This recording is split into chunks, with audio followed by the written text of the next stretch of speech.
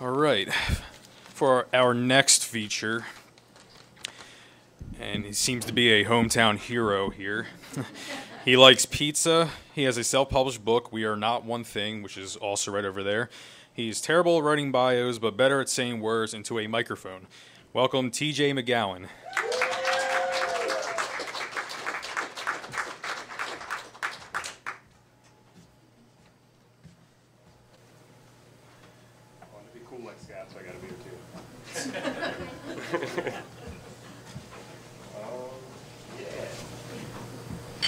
So I guess we'll just dive in.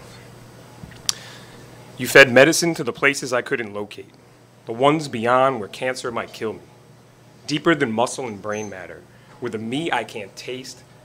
And I fucked up already. You fed medicine to the places I couldn't locate, the ones beyond where cancer might kill me, deeper than muscle and brain matter, where the me I can't taste uses its voice like a door knocker against my mind. You put healing there, alongside the invisible highway, where love has been wreckage and joy an exit I always pass. Your eyes stay in me, even when you've gone. They drip into the cracks of my hidden realities and wash softly the blood from becoming statues built of marrow and bad memory. You live outside my bones, and yet touch the intangibles that haunt me, comforting them to accept the walls of the home they existed. You steady the unseen foundations of worry and grief. You straighten my back with taut strings of wonder, pulling my spirit upward through my spine. A translucent trail of a former shell withers under the weight of mornings that carry your name. I am the essence of better days, an idea of something more than nothing, an understanding in progress. I look upon my insides and realize sanity is nothing more than a war between the head and the heart, and that although chasing that balance may seem futile, I know no other I'd rather chase it with. I wrote that one like a couple weeks ago. Like it kind of just like came out of me. And sometimes after I write, I'll also put like little contextual blurbs like on the page too to kind of like look back and be like, what the fuck was I talking about right there? Sorry, I curse a lot. And this is what I wrote. We're all just a mishmash of sadness, insanity, and a desire to love and be loved, trying to navigate the madness of existence like it's not entirely staggering, frightening, and amazing all at the same time. Find the people that make all that more bearable and keep them around. More importantly, let them know they matter. And then it clicked. I was writing it specifically for this because I know every face in this room. You all matter. Thank you so much for being here for me and for everybody else. And thank you, BeanRunner. Oh, and also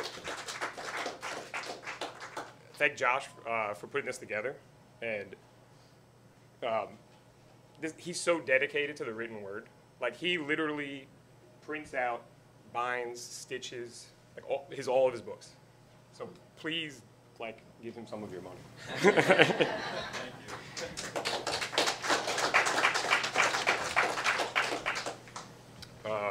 This next one I wrote about a week ago, I guess. Yeah, it's a newer one.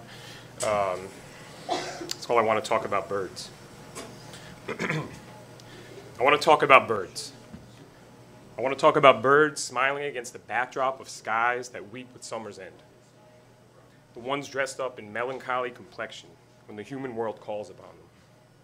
The freedom creatures that rejoice in the blues and yellows of forgotten skin. The ones that move with a heart like the sun and exchange a dance in their eyes with the tides of mirrors below. I want to talk about the float in their form and hovering of their happiness in a house of air and purpose. No mystery in the delight that kisses the atmosphere around them, as they corral the very nature of hunger in their wings to devour every corner of the universe. I can see them stretched beyond the balance of war and peace to a place where time is non-existent. And I want to talk about them. I want to talk about the pictures they paint with the swirl of beauty and life that speak more in the silence of being than any mouth here on earth. A stillness, a softness, a calm. It rests on the effortless motion of their current in the abyss of morning and night. No tragedy in flight through the edge of the world, for that is where only they can go to and come back from. I want to talk about my envy for where my favorite birds can fly, and how I hope one day they drop crumbs of their discovered heaven at my feet. Thank you.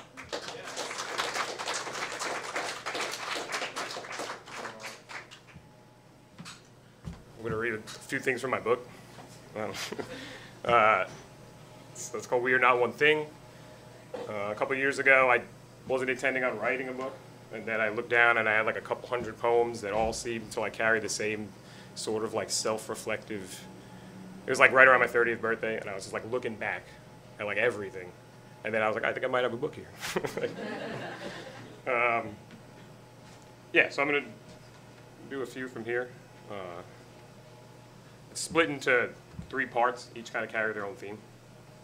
The first one is called The Colors of Blood, and it's pretty much specifically about like childhood, growing up, which most in the room you could probably label the household as a bit rocky at times. So let's dive in. This one's called Penny Stench.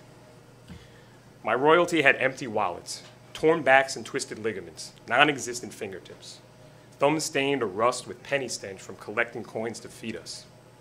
Cultivating spawn that has no perspective on the war at hand, both raging within and beyond the many doorways we call home. Struggling to raise while struggling to love can eradicate the will to live. They climb the endless ladder to keep our haunches off the ground, never taking time to rest their own.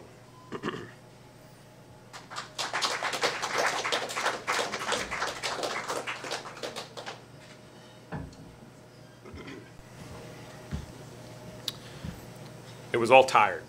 The house, the doors, his worn recliner with the wobbly footrest missing a few screws.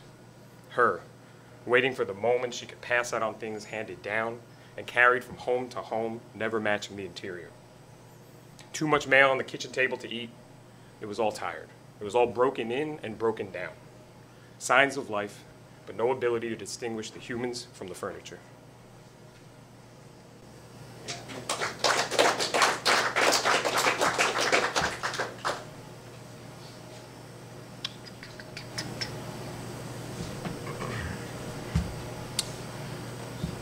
You sleep in a basement, eyes glued shut, makeup applied. Talk of gold linings and stainless steel, feather-fluffed corpse pillows, proper ventilation, zero combustion. Picking words for a paragraph, we hug and shake hands in black. Death sits like live theater. Telling of all the degrees a man can be. Stretch limos and hazard lights, the dirt parade. And the shovel song drifts, and the pine grows blind and deaf. A tears drown flower petals lying on an empty patch of grass.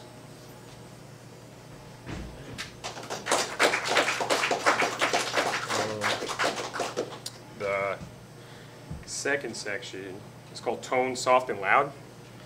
It's basically about love, like in like every degree, like relationship, family, friendship, gaining it, losing it, like all that fucked up, messy shit.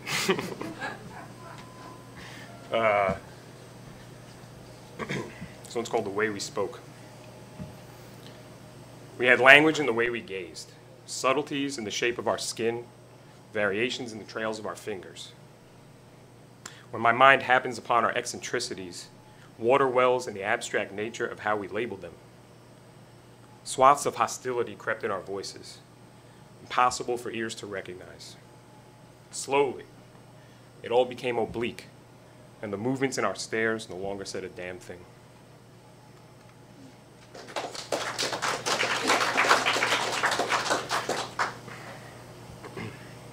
I promise if you like buy the book, there are like cheerier things in it.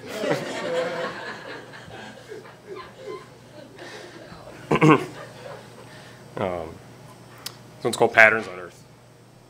This one's like cheery in the sense that I like reading it, but not in the sense that it's a cheery poem. Pattern stitching grass to dirt, seed spilling from the evolving and repeating birth in the silk touches and long-standing glances of our matter. Earth born at our feet, hearts fading, with no knowledge they are the sun on a longer set. the sky hot in mouth, a grave waiting in the distance to suffocate bodies unaware they'll eventually die.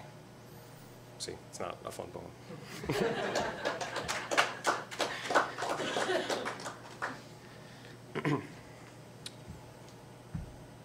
Silk capillaries channeling soft suns from iris to spine, palm lines to bone marrow. A cotton drink hugging my taste buds. Feet eating steps carefully monitoring, the distance barely lingering between today and tomorrow, between chest plate and tenon.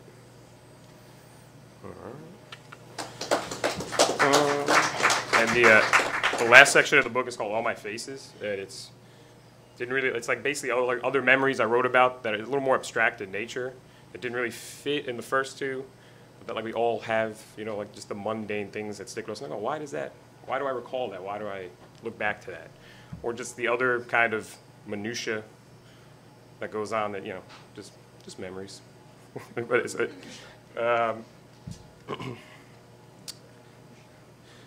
and this one's actually like my sister's favorite, and she lives in Illinois, so she couldn't be here, so I'll bring her here in spirit. It's called My Rocks, My Bricks, My Toothache. I soak all the rocks up along the path. Some I chew, and some I wear under my feet. Both hurt me in their own way. Both teach me in their own way. I never throw them, for they are mine. They are my existence, not my weapons. They are my pain, not somebody else's shrapnel. They are my bricks, not another's destruction. All right. This one's called Trying to Sleep in a Lifeboat While on Acid. True story.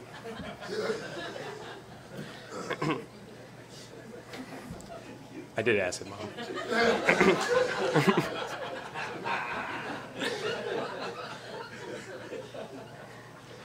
We told time by music, a million traces of light. The world, a substance in motion just beyond our eyes. The worms crawled through the tree lines. We thought about what we'd say to ourselves.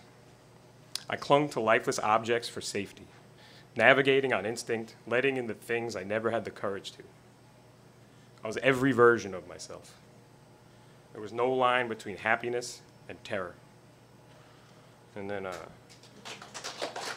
I'll do like one more from the book, and then I have one other like newer one I want to do. This one's just for all the family here. This is about a tree that fell outside my grandparents' house that we used to play on as a kid. It's called The Gardens in Grand Oak. Tiptoeing the stone tops and jumping the steps. G.I. Joe's forever buried in the flower beds. I don't remember when it fell, but it slept on the concrete for some time. Nature made us a playground, gave us a place to memorize and timestamp childhood.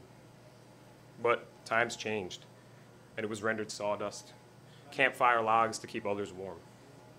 Seeds planted, and now when you pass, there's a stranger standing outside a house with new inhabitants, and no more magic bridge for tiny feet to cross. The world is more complicated than a tree now. So that's something to do.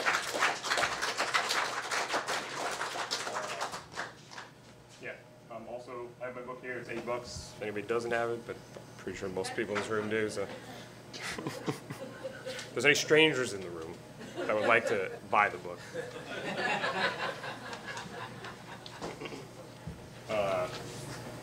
So this last one, and let's be real. Did anybody think I was going to get on stage with a microphone and not say anything political? Oh, you're going to love this one. So, as everybody probably knows, it's March for Our Lives today, and I 100% stand with those kids.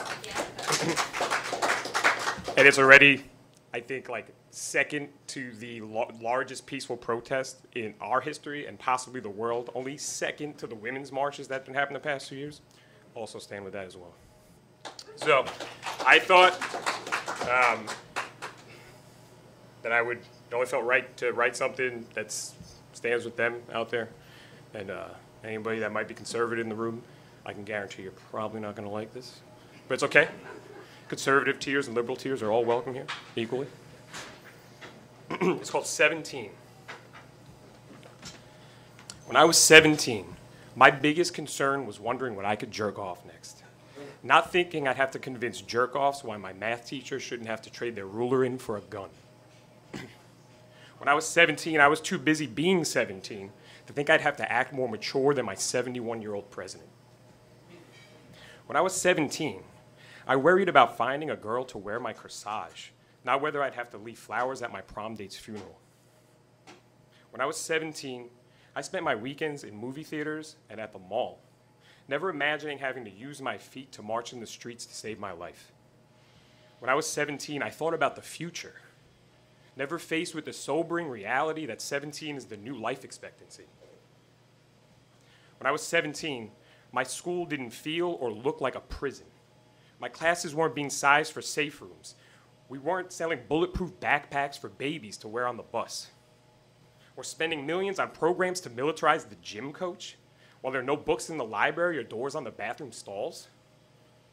When I was 17, I didn't have to watch my teachers take on the title of James Bond with no pay raise. When I was 17, I didn't have adults choosing an outdated right over my life, or putting me down for speaking up after just burying my friends.